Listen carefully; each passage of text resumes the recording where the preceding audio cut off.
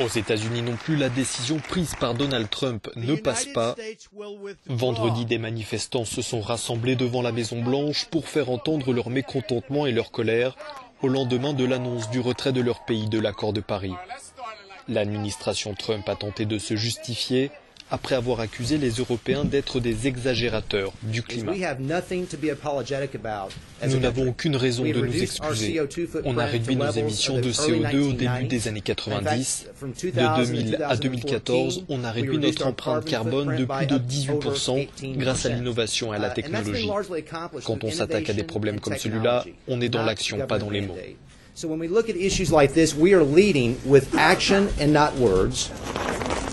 En déplacement en France, l'ancien maire de New York a rencontré le président français et la maire de Paris pour les assurer que les engagements des États-Unis seraient tenus, malgré tout. Les Américains n'ont pas besoin de Washington pour respecter notre engagement de Paris. Nous ne permettrons pas à Washington d'être sur notre chemin. C'est le message que les maires, les gouverneurs et les chefs d'entreprise à travers les États-Unis ont envoyé. Michael Bloomberg a commencé à organiser la résistance aux États-Unis contre la décision de Donald Trump.